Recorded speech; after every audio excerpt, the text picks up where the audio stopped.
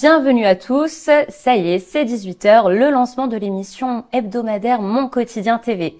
Nous avons la chance d'être accueillis par 7 scènes notaires à Courbevoie pour aujourd'hui découvrir Éric Mettet, président de l'association Tympanzé. Bonjour Éric, comment vas-tu? Bonjour Ludivine, je vais bien et toi? Ça va bien, je te remercie.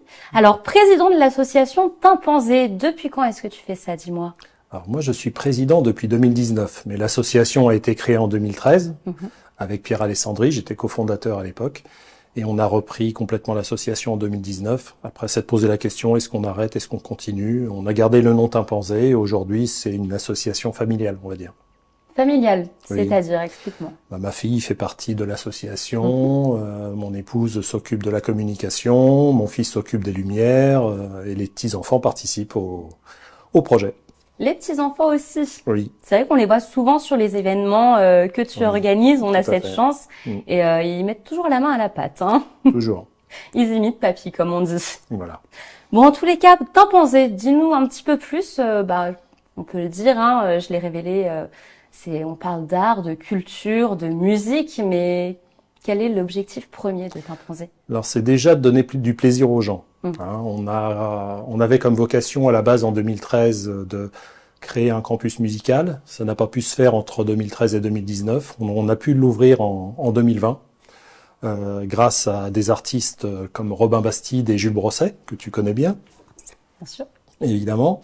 Donc là, campus musical aujourd'hui, il existe. L'objectif, c'était aussi d'accompagner les municipalités en leur proposant des projets culturels, musicaux, essayer d'apporter un service vraiment aux villes, ce qu'on arrive très bien à faire avec nos villes partenaires. On a 6 ou 7 villes partenaires et on en a à peu près une dizaine qui travaillent régulièrement avec nous sur différents projets. D'accord, donc quand tu parles de campus musical, qu'est-ce qu'on y fait exactement pour un petit peu étayer la chose? On s'adapte à la demande. On propose des cours de guitare, des cours de basse, des cours de sax, des cours de MAO, musique assistée par ordinateur, ou encore des cours de batucada. Mais on fait aussi depuis 2 ans de l'éveil musical. D'accord, qui s'adresse à quel public du coup? Aux enfants de 4 à 6 ans, enfin tout public qui souhaite avoir un éveil musical, parce qu'on peut avoir aussi des adultes qui s'y mettent sur le tard, qui veulent découvrir, qui n'ont jamais fait de musique, qui n'ont jamais... donc c'est bien de les sensibiliser à différents instruments, et les enfants découvrent à la fois l'éducation musicale, mais aussi la présence scénique. Ils peuvent monter sur scène, présenter un spectacle, composer les morceaux, puisqu'aujourd'hui, ils sont très à l'aise avec les outils informatiques, les iPads. Donc, on leur apprend aussi à créer des morceaux. Et ils font aussi de l'expérimentation sur différents instruments. Ça peut être des percussions, ça peut être des clochettes, ça peut être du piano, de la guitare. Ils font tout. Vraiment quelque chose de très éclectique. Voilà. Et très appliqué. Très appliqué en plus. Mais alors, du coup, tu parlais de Robin et Jules, c'est ça? Pourquoi avoir choisi... ces 2 musiciens, du coup, pour ce campus? Robin, c'était assez logique parce qu'il il anime des batucadas dans le Val d'Oise et à Bougival aussi. Donc, pour l'association, créer des sections de une section de batucada, c'était une bonne idée. Il est batteur professionnel, donc il donne aussi des cours de batterie. Et pour l'éveil musical, c'était un projet qui lui tenait à cœur. Il intervient déjà dans différentes écoles. Donc c'était logique quand il m'a proposé ce projet-là, de l'intégrer. Et depuis 2 ans maintenant, il est salarié de l'association, tout comme Jules. Jules assure les cours de guitare, les cours de basse, les cours de MAO, mais aussi du coaching de groupe pour des groupes qui veulent avoir l'avis d'un professionnel sur la manière de se comporter sur scène, la manière de jouer ensemble, travailler sur l'harmonie, la symbiose entre les musiciens. C'est vraiment très intéressant. C'est vrai qu'on ne voit pas partout des cours de coaching de groupe. Oui. Souvent, les groupes, c'est la bière, l'apéro et puis la musique. Mais là, on apporte vraiment une dimension plus professionnelle, finalement, pour permettre aux gens de se développer. Déjà, leur apporter le plaisir de jouer ensemble, puisque notre vocation, c'est vraiment ça, c'est que les gens viennent prendre des cours en prenant du plaisir.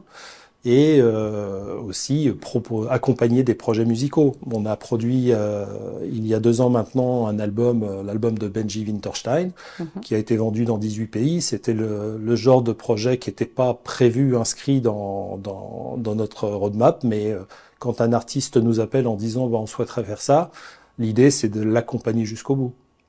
Voilà. 18 pays. 18 pays, oui. Et aujourd'hui, Benji joue, c'est un joueur de jazz manouche, hein, c'est un guitariste talentueux et il joue dans les pays dans lesquels il a vendu son album. Donc c'est avec de très très grands artistes. Donc c'est une vraie réussite. Bah, tu continues à suivre du coup son travail et t'étais là au début. Bah, j'ai eu la chance de jouer avec lui, hein, puisque comme je suis musicien aussi, j'ai eu la chance de l'accompagner déjà plusieurs fois. Et c'est un musicien très talentueux, hein, qui va encore se développer. Alors tu es musicien. Alors moi je le sais, mais pour les personnes qui nous regardent, qu'est-ce que tu fais en musique? Alors je suis musicien depuis un peu moins d'une dizaine d'années. Hein, j'ai commencé l'école de musique très très tard pour, comme j'ai beaucoup d'activités à côté, essayer de me sortir de ces différentes activités. J'étais président d'un club de tennis pendant 11 ans, avec 4 à 6 salariés, près de 35 heures par semaine d'investissement. Donc on a un petit peu compensé entre mon travail, l'association et la musique. J'ai rééquilibré. Donc je faisais 10 heures de musique par semaine. Et j'ai rejoint, c'est ma fille hein, et mon épouse qui m'ont inscrit en cours et du coup j'ai intégré très rapidement un orchestre de jazz et j'étais aussi en musique moderne aussi, musique rock, donc je me suis développé et en 2016 j'ai eu la chance de faire partie d'un premier groupe où on a commencé à jouer du jazz manouche sur scène lors d'un festival à Saint-Leu-la-Forêt. Après, en 2017, j'ai eu la chance d'accompagner Steven Reinhardt en premier concert de jazz manouche sur scène et Pascal Bordeaux, qui sont des amis très chers pour moi. Et en 2015 aussi, j'avais intégré un groupe qui s'appelle Des Chocs en rock, où j'avais à peu près sur un mois, le mois de juin, à peu près 110 morceaux à jouer entre l'école de musique, les groupes de jazz et les groupes de rock. Voilà. Et avec tout cela, donc ces projets, mais il y en a encore plein d'autres à découvrir, hein, te connaissant, tu trouves le temps de dormir aussi. Oui, je dors très bien, oui. Bon, bah ça c'est un bon point. Alors on a parlé d'enseignement, on a parlé musique, on pourrait peut-être parler événements également. Du coup, Timpanzé, c'est aussi l'organisation d'événements, c'est bien cela, donc événements artistiques, musicaux principalement. Oui. Ouais. Pas que depuis Pas cette que. année. Pas que, puisque comme tu le sais, je suis manager de 4 groupes depuis le mois de novembre. Et j'ai intégré très récemment un projet de pièces de théâtre, pièces musicales qu'on a produit pour la deuxième fois à Nozay. Glam, ce sont des musiciens et des acteurs de théâtre qui sont mis ensemble pour proposer un projet Glam qui est vraiment très sympa. Je l'ai découvert et je souhaite continuer à le développer dans toute la France. Voilà, avec eux. Donc ça prend une belle direction en tous les cas. Voilà. Et du coup, en projet passé, je sais qu'il y avait l'année dernière l'édition du festival Vous allez nous entendre. Oui. C'est bien ça. Et la deuxième édition arrive. C'est bien cela. Voilà. Je crois qu'on a même la chance d'avoir l'affiche qui va apparaître pour en parler un petit peu. Donc Vous allez nous entendre le 18 mai à 19h30. Oui, alors là, Vous allez nous entendre, c'est vraiment le titre approprié. L'année dernière, on avait 3 groupes. On avait The Verge, on avait Synergy et Artedon. Cette année, ça va faire encore plus de bruit parce qu'on va proposer un projet, on va dire, inédit. On va avoir 3 groupes de tendances assez différentes. Ce sont 3 groupes français, 3 groupes locaux, puisque l'objectif aussi, c'est de faire connaître les groupes locaux. Donc le premier, c'est Cour Suprême, qui est le seul groupe français à avoir fait le Legends Cruise avec Roger Daltrey donc à Los Angeles. Donc c'est un groupe de rock dans le style de ZZ Top pour ceux qui connaissent un petit peu la musique rock. Ensuite, on va enchaîner avec Cyclope, qui est un groupe punk des années 80 qui va se reformer exceptionnellement pour l'occasion parce que ce sont des amis et je veux encore les revoir sur scène.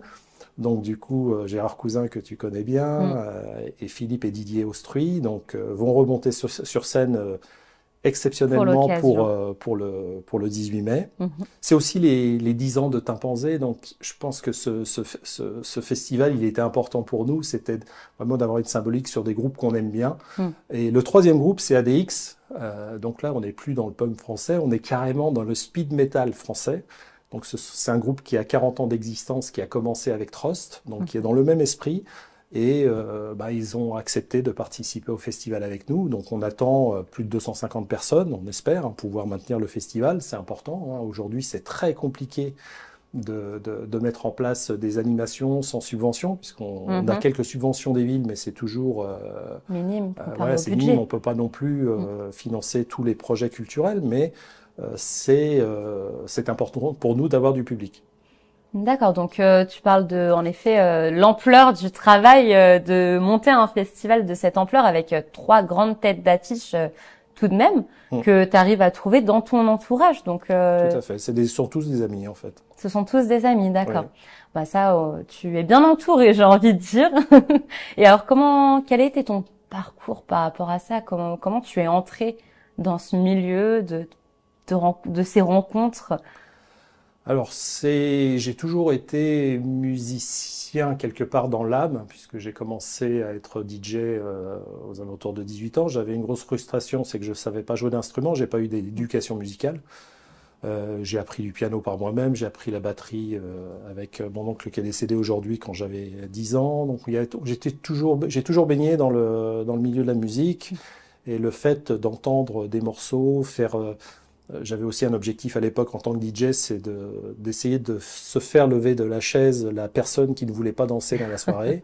Donc ça, c'est un exercice qui est très compliqué, essayer de voir les gens heureux. Je pense que c'est un des objectifs. Il y a certains DJ qui mettent leur musique. Moi, j'essayais de rendre les gens heureux. C'est un objectif qui est assez louable. Yes. Et Timpanzé, c'est un petit peu la même chose. Donc, j'ai commencé, comme j'expliquais tout à l'heure, en école de musique. Et puis, la scène m'a attiré. Aujourd'hui, je fais quasiment plus de soirées et d'animation. Bon, je vais animer un loto la semaine prochaine. On pourra en reparler. Mais globalement, j'ai toujours admiré ce milieu artistique. Il y a plein d'artistes qui m'inspirent, et monter sur scène, c'était quelque chose qui me plaisait. Donc aujourd'hui, j'ai la chance de le faire aussi, à côté du management de groupe, de l'encadrement de Timpanzé, etc. Donc c'est que du plaisir, on va dire. À côté du boulot, c'est vrai que c'est quand même très, très relaxant. Donc tu as un boulot en plus de toutes ces activités. Quel est ce travail? Je travaille chez L'Oréal depuis 22 ans maintenant. Je suis docteur en chimie organique. J'ai fait 3 post-docs, dont un aux US. J'ai travaillé dans l'industrie pharmaceutique. Et depuis 22 ans, je suis chez L'Oréal. Et du coup, tu conserves ce métier qui est à l'opposé, en fait. Enfin, peut-être pas l'opposé, hein, on arrive toujours à trouver des similitudes, mais on parle d'art face à de la science, finalement. Il y a la science et la créativité. Il y a beaucoup d'aspects qui me plaisent dans mon travail. C'est que d'une part, je travaille avec l'international. Je peux travailler avec des Américains, des Sud-Africains, les pays du Golfe, ou encore l'Asie ou l'Inde. Ça, j'adore ça. Travailler, même voyager. Hein, mais même si je voyage pas beaucoup, je travaille avec le monde entier. Ça, c'est quelque chose qui est très sympa. La créativité, la science et la créativité, c'est quelque chose qui sont importants, puisque je suis en recherche et innovation. Et aujourd'hui, j'utilise l'intelligence artificielle, sur laquelle je me suis auto-formé, puisque je suis assez autodidacte dans toutes mes approches, pour d'une part, m'aider dans mes tâches quotidiennes et ne pas trop me fatiguer, puisque les tâches répétitives, j'essaye de les éviter pour laisser libre cours à la créativité. Donc voilà, un esprit créatif en toutes circonstances. Voilà. Et il me semble que tu as encore d'autres étiquettes à ton nom. Je sais que tu fais partie d'un club, oui. Le Rotary Club, c'est bien ça? Voilà, je fais partie du Rotary. J'ai eu la chance de faire un postdoc aux États-Unis qui a été financé par la Fondation Rotary. Donc c'était en 94. Je suis parti aux US et j'avais une bourse d'ambassadeur de la Fondation Rotary. Donc ça, c'est un concours sur dossier. On fait une demande de bourse, on passe devant un jury, on est sélectionné et on obtient la bourse. Donc grâce à eux, je suis parti aux États-Unis, j'ai fait mon postdoc. C'était une expérience très enrichissante. Et en 2013, lorsque j'étais président du club de tennis, on avait un projet de mettre en place le tennis handisport dans le Val d'Oise. Et j'ai eu la chance d'ouvrir la première section de tennis en fauteuil qui existe encore aujourd'hui. Même si je suis plus président, là, je sais que Benoît Tapon, qui est en charge de la section, fait du très très bon travail. Et donc le Rotary Club de Saint-Prix à l'époque est venu m'approcher en disant voilà, ton projet nous plaît, on souhaiterait abonder un de tes projets. Et donc à l'époque, c'était l'achat d'une cabine de toilette, puisque pour le public handicapé ou pour les tournois, on avait besoin d'une cabine de toilette. C'est idiot, mais ça marche bien. On avait aussi l'acquisition de fauteuils aussi, qui sont assez onéreux. Donc voilà, le Rotary a souhaité que j'intervienne pour faire une conférence sur le tennis handisport. Donc présenter le projet, et après ils m'ont dit ce serait bien que tu intègres le club, puisqu'ils ont découvert mon passé de rotarien, on va dire, en herbe. Et depuis 2013, donc je suis membre du Rotary Club de Saint-Priest-Salon-la-Forêt, puisqu'on a fait une jonction. Et 2015, j'étais président. J'étais commencé au premier poste comme secrétaire de l'association, puis ensuite président. Je change de président tous les ans. Aujourd'hui, 10 ans après, puisque ça fait aussi 10 ans que j'ai rejoint le Rotary Club de Saint-Priest-Saint-Leu, je suis depuis 2 ans, et pour une 3e année, adjoint du gouverneur, c'est-à-dire je m'occupe de 4 clubs dans la région, Argenteuil, Taverny, Saint-Priest-Saint-Leu et l'Isle-Adam. Et la richesse de ce réseau, c'est que d'une part, ce sont des gens formidables, les Rotariens sont vraiment des gens sympas. Ils s'impliquent dans des projets caritatifs locaux, mais aussi internationaux. Nous, par exemple, à Saint-Priest, on a financé un dortoir des filles et les travaux d'un dortoir des filles à Kinshasa, parce qu'on avait une association saint-loupienne qui s'impliquait à Kinshasa. On a équipé une salle informatique à Madagascar, aussi parce qu'il y avait un besoin de ce côté-là. Et on avait une association saint-loupienne qui s'est assurée qu'on faisait bien les travaux sur place. Et voilà, aujourd'hui, cette année, on a comme projet d'acheter 20 chambres pour les enfants de la maison de l'enfance à caractère social de Bois-Renard, à Saint-Priest. Donc ce sont des enfants qui ont eu des conditions de vie assez difficiles, maltraités, abandonnés, ou encore, j'en passe, parce qu'on a des détails terribles sur certains enfants. Mais en fait, ce qu'on a voulu, c'est cette année financer une action, c'est-à-dire équiper 20 chambres pour qu'ils aient une vraie chambre d'enfant. Donc ça, c'est un projet où on collecte encore des fonds. Pour ceux qui veulent participer, on peut toujours me contacter pour abonder. Donc je crée des collectes de fonds et je m'assure qu'on va au bout, puisque je suis aussi responsable des projets, des demandes de bourse auprès de la Fondation Rotary. Donc je m'assure d'une part qu'on met les actions en place et qu'on va au bout. De tout de A à Z finalement, comme ça. Dans beaucoup des rôles que tu tiens. Il me semble que tu as aussi des liens avec une école Montessori, c'est bien ça? Ah oui, alors ça c'est très récent. À Noël, je suis papy d'élèves dans cette école. Mon petit-fils suit la méthodologie Montessori. Et ma fille m'a contacté en me disant mais ils ont besoin probablement de ton aide sur certains axes de développement. Donc j'ai rencontré la directrice, Barbara Bacon, au mois de décembre, et je lui ai dit voilà, vous avez besoin d'aide, comment est-ce que je peux vous accompagner dans votre développement? Donc on s'est rencontrés début janvier, pendant 15 jours j'ai travaillé en plus de tout le reste, quasiment jusqu'à minuit tous les jours pendant une semaine pour analyser toute la structure, comment elle est organisée, comprendre la méthodologie Montessori, coacher à la fois les dirigeants, l'équipe enseignante et tout ce qui se passe autour, faire un audit vraiment structurant pour mettre en place un plan d'action, accompagner l'association à la fois dans son développement et sa pérennisation, donc pérennisation des emplois, pérennisation financière, développement économique, c'est-à-dire intégration dans la ville, parce que l'école n'était pas référencée sur le site de la ville de Conflans. Donc c'est les mettre en contact avec des acteurs locaux clés, comme la ville, le Rotary Club de Conflans. Donc je vais intervenir très rapidement, peut-être pas, mais prochainement dans le club de Conflans pour présenter on va dire mon action déjà, et il y aura une conférence sur la méthodologie Montessori en septembre. Donc voilà, je développe aussi les contacts avec la Fondation Kairos, donc je découvre un petit peu le milieu des écoles hors contrat pour leur apporter vraiment des leviers de financement en mettant des bourses scolaires, c'est-à-dire développer une politique sociale au sein de l'école parce qu'aujourd'hui, cette politique sociale est assurée sur les fonds propres de l'école, ce qui est dommage, puisque ça veut dire qu'avec 9 000 euros, on peut pas acheter d'équipement, on peut pas on peut pas équiper l'extérieur. On a un vrai projet à la fois de réduction des consommations énergétiques, hein, puisque c'est 4 000 euros, par exemple, pour l'électricité. Donc, c'est mettre en place des panneaux solaires, mettre en place des partenariats pour équiper l'extérieur. Là, je suis en contact avec les jardins du Vexin, que j'ai rencontré sur le salon du bien-être à l'Isle-Adam samedi dernier, pour trouver des partenariats, des acteurs clés pour pérenniser, développer, accompagner l'école sur tous les axes et tous les besoins. Mais je fais ça bénévolement, hein, il n'y a pas d'intérêt personnel. Tout un tas de choses, de projets, de beaux projets que tu mènes de A à Z, finalement pour servir ton entourage. C'est le principe même des Rotariens, c'est servir d'abord. Servir d'abord. Et du coup, en contrepartie, pour pouvoir venir voir concrètement le travail que tu fais avec Timpanzé, le 18 mai, c'est bien ça, on peut peut-être le rappeler parce qu'on va bientôt arriver à la fin de notre émission, déjà, avec cette vie bien remplie. Le 18 mai, comment on fait pour prendre nos places? Alors le festival, vous avez l'affiche dessus, il y a un code barre. Le code barre va sur Billet Web. Et sur Billet Web, vous pouvez réserver. Donc 17 euros en prévente et 20 euros sur place. Puisque c'est vrai que ceux qui réservent en prévente, c'est quand même un avantage.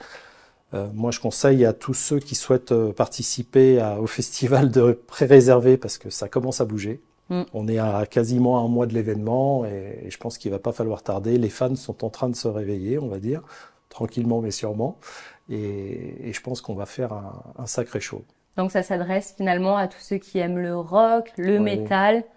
Le punk, la musique, les groupes français et venir encourager ces groupes aussi parce que ce sont des groupes qui sont très talentueux et ça va être de la belle musique. Ouais.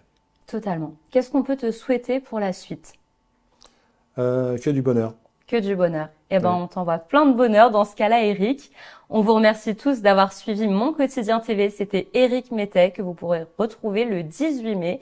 Et on vous souhaite un bon week-end à tous. Merci d'avoir suivi Mon Quotidien TV. Surtout, on remercie 7 scènes notaires de nous accueillir.